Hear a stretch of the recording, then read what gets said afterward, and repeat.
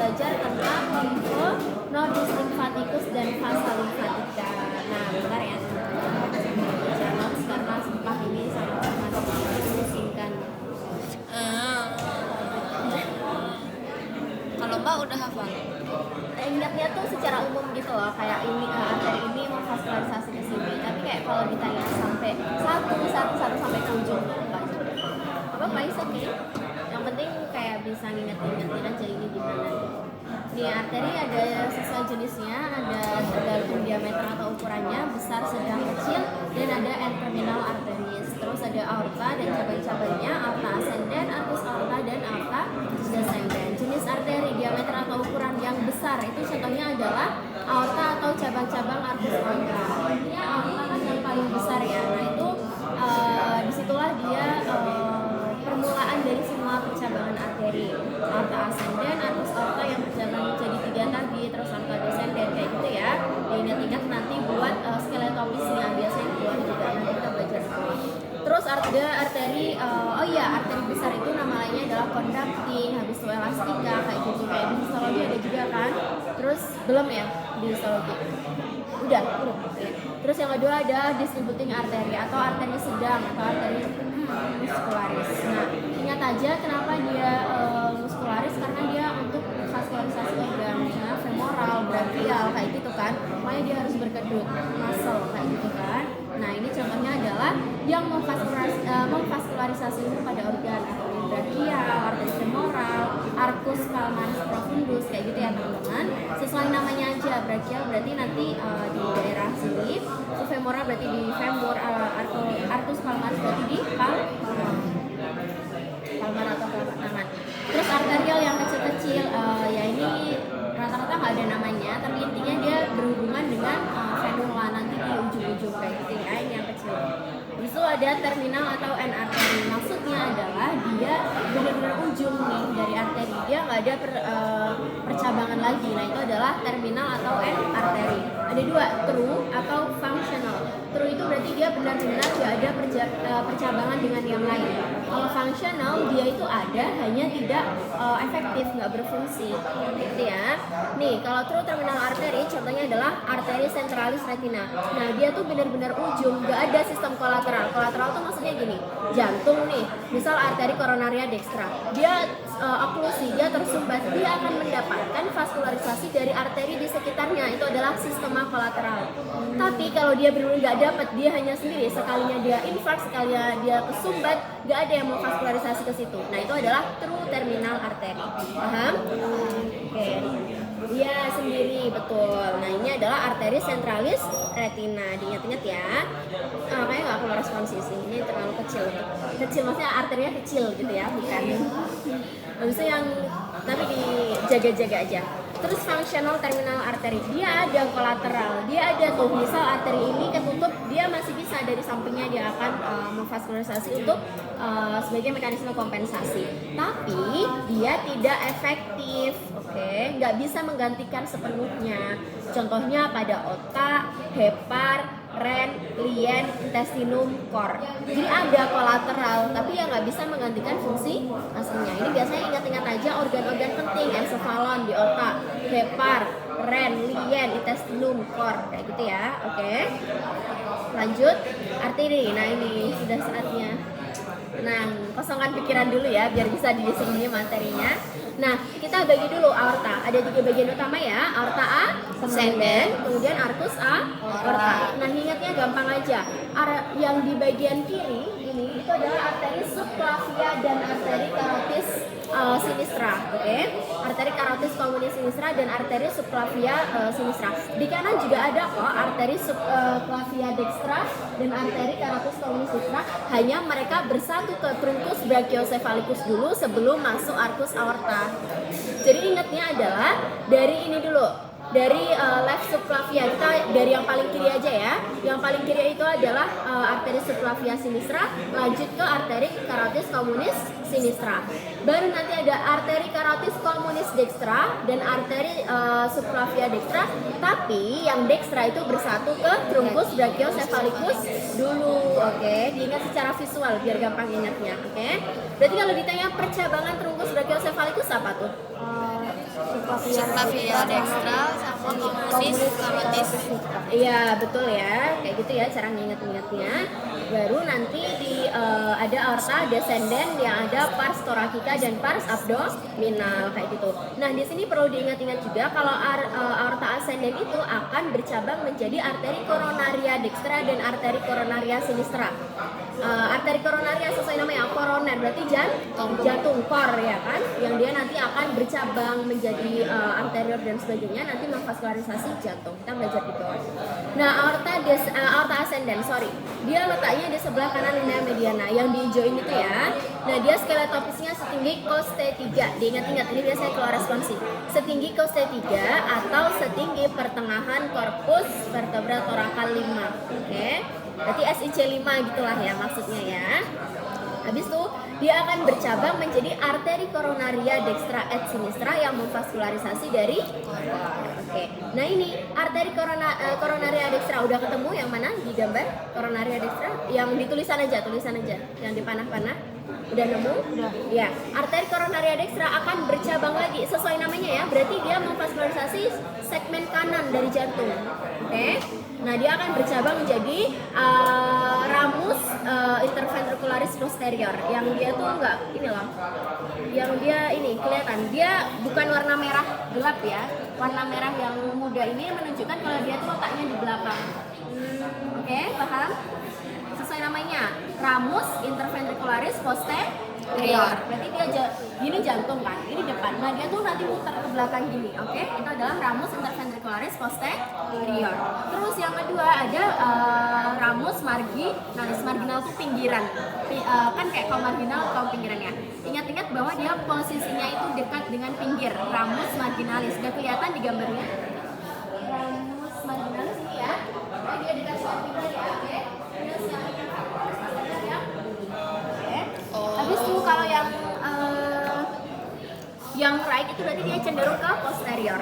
Kalau yang left dia cenderung ke anterior. Ada apa?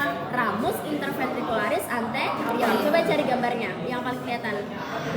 Kelihatan kan? Habis itu ada satu lagi adalah arteri atau ramus circumflexa. Ingat-ingat aja kalau ramus circumflexa itu dia kayak circumferential, dia membujur gitu loh ke sini. Nah nanti dia akan sedikit ke belakang juga yang circumflexa. Udah ya, paham ya? Lanjut. Nanti sebenarnya ada gambar, aku kasih PPT tahun lalu ya, itu jauh lebih jelas dibanding yang ini. Mau. Iya, oke. Habis itu ada arcus aorta. Tadi aku bilang arcus aorta bercabang skeletopis dulu, vertebra thoracica 3. Kalau yang tadi yang aorta ascendant costa 3. Kalau yang ini VTH ya, VTH 3. Oke. Cabangnya yang pertama truncus brachiocephalicus, kedua dari kiri aja ya biar lebih gampang ya. Dari kiri itu adalah arteria subclavia sinistra, carotis communis sinistra, dan truncus brachiocephalicus. Baru truncus brachiocephalicus bercabang menjadi 2. Nah di sini yang dimerahin ini lihat ligamentum arteriosum botali, ini adalah obliterasi dari ductus arteriosus. Jadi ductus arteriosus pada bayi itu kan masih dipakai, tapi pas sudah dewasa enggak dong. Nah makanya dia obliterasi atau mengecil menjadi ligamentum arteriosum botali. Diingat-ingat ya. Oke, lanjut. Innalillah ya Allah. Saya nanti ada kok bagiannya. Nah yang ini nggak usah dihafalin semua, yang di kayak ginian aja. Nah, truncus brachiocephalicus itu nanti kan bercabang menjadi arteri subclavia dextra dan arteri carotis communis dextra. Iya. Oke, habis itu yang carotis communis sinistra. Ini yang tengah ya berarti ya. Di antara 3 yang ada di arcus aorta dia yang di tengah. Nah, carotis communis sinistra ini akan bercabang menjadi 2. Arteri carotis externa dan carotis interna. Carotis externa dia cenderung memvaskularisasi dari arteri-arteri di wajah, arteri facialis dan sebagainya. Oke. Nah, itu adalah arteri carotis externa. Baru arteri carotis interna itu encephalon ke otak. Oke. Ya, internal berarti dia lebih ke otak gitu ya. Paham? Ya, paham. Nah, di sini ada kemoreseptor dan baroreseptor. Kemoreseptor itu berarti kadar kimia darah, apakah dia alkalosis, habis itu apakah dia asidosis, cenderung menjadi asam, cenderung menjadi basa. Nah, darah itu akan tahu kalau dia menjadi asam atau basa itu ada di mana? Di bifurcatio carotis. Oke. Habis itu kalau baroreseptor dia ada di dinding arteri karotis interna. Apakah dia tekanan darah yang meningkat sehingga nanti dari reseptor-reseptor di situ akan ada mekanisme kompensasi sistem RAAS, vasokonstriksi kah, vasodilatasi kah begitu. Habis itu kalau ini arteri subclavia sinistra, ingat-ingat aja kalau subclavia sinistra dia itu akan cenderung ke lengan ya, memvaskularisasi daerah lengan, yaitu adalah ada arteri axillaris sinistra dan arteri vertebralis sinistra. Good. Terus lanjut ini ya aorta descendens pars thoracica. Nah dia letaknya adalah di VTH 4 sampai 12 ya, dia berarti cenderung di daerah torakal ya, sesuai namanya ya, aorta pars thoracica. Berarti dia dari VTH 4. Kenapa nggak dari VTH 1? Karena dari tadi di VTH 3 ada apa? Arcus aorta. Ya betul ya. Berarti ini dimulai dari 4 sampai 12. Cabang utamanya ada apa? Arteria intercostales posterior 3 sampai 11. Berarti ini mirip-mirip letaknya ya. Terus ada arteri subcostalis dan arteri phrenica superior. Itu adalah yang cabang parietal, betul. Nah, mesti yang cabang visceral itu ada ramus bla bla bla bla bla bla, bisa dibaca aja. Kalau perikardial berarti nanti ke core, kalau esofageal berarti ke daerah esofagus, bronkial berarti ke daerah pulmo, dan mediastinal berarti sedikit ke bawah ke arah mediastinal. Oke. Ingat-ingat aja bagian-bagian yang ada di torak. Pertama, core kan berarti perikardial. Ada pulmo berarti bronkial. Ada mediastinum kan di torak kan berarti mediastinal. Ada esofagus kan berarti esofageal. Ingat-ingatnya kayak gitu aja ya. Oke. Ya. Habis itu ada apa lagi nih? Aorta descendens. Nah, ini yang agak segarkan pikiran dulu ya teman-teman. Ada cabangnya, ada ini 3 cabang visceral anterior. Ini adalah cabang-cabang utama, truncus coleacus, mesenterica superior, mesenterica inferior, yang nanti memvaskularisasi organ-organ pencernaan. Nah, nanti ada kalian udah pencernaan ya kemarin ya? Nah, GI tract yang atas, tengah, bawah itu kan ada kayak gini kan? Oke, nah ini adalah vaskularisasinya.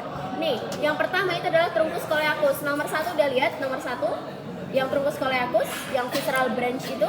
Nah, dia bercabang menjadi arteri gastrica sinistra, arteri splenica, dan arteri hepatic communis. Kayak gitu ya. Ya. Nah, nanti dari splenica bercabang lagi menjadi arteri tapi nggak perlu itu. Itu sampai di sini aja kalinya. Kayak gini ya, sampai sini aja ya. Iya, arteri hepatic communis. Habis itu yang kedua ada mesenterica superior. Ya, waktunya cukup nggak ya? Nah, habis itu cepet dikit ya. Habis itu ada arteri mesenterica superior. Berarti dia memvaskularisasi dari, aku lupa pembagian di organ digestif itu apa? Oh iya, foregut, midgut, hindgut ya. Sip. Nah, foregut itu adalah truncus coleacus. Midgut itu adalah mesenterica superior dan hindgut itu adalah mesenterica inferior. Berarti ingat-ingat aja organ yang telah kalian pelajari di blok sebelumnya. Oke, mesenterica superior berarti organnya adalah jejunum, kemudian iliocolica, kemudian colica dextra kayak gitu ya. Ingat-ingat aja organ-organ yang ada di situ. Oke. Habis itu kalau yang hindgut berarti ada colica sinistra, sigmoid, dan rectal superior. Berarti dia sumpah. Belum. Kocak. Cepet aja. Yang masuk di tas Nah, venanya ini ya vena sedang, dan ini nanti yang nggak ada valva venosa dibaca ya di notesnya ya. Sumpah, kesel banget. Intinya kalau vena azygos itu adalah terletak di dextra columna vertebralis. Kalau hemiazygos itu yang di sinistra. Oh ya, sirkulasi parva magna nanti dibaca ya. Oke. Nah ini ya. Nih, sistem porta hepatis ini artinya adalah dia masuk ke sirkulasi hepar yang nantinya akan dialirkan ke vena cava inferior. Ya Allah, banget. Sirkulasi darahnya ini magna, parva. Magna itu berarti ke seluruh darah, parva itu berarti hanya kecil, yaitu adalah di area pulmonal kayak gitu. Ini fetus nanti dibaca ya, ductus arterius. Intinya dia nanti ke atas ini dulu. Dia nanti ke atas ini. Sini, baru ke sini. Oke. Ingat-ingat ya, nanti dibaca aja. Itu limfatika, ini udah. Nah, ini magna, parva juga diingat-ingat. Terus bedanya ya ini nanti dibaca juga, sumpah. Nah, ini yang penting-penting ya dihafalin ya, barangkali nanti keluar. Habis itu klinisnya, ini sianotik dan asianotik. Pokoknya ada PDA, berarti ductus arteriosus di bayi yang harusnya udah nutup, dia nggak nutup. PFO berarti foramen ovalnya nggak nutup. Tetralogi oval, ciri-cirinya ada 4 ini. Habis itu aneurysma, berarti dia pembesaran dari arteri. Dindingnya mengalami dilatasi. Dan selesai, maaf ya guys. Terima kasih banyak Mbak.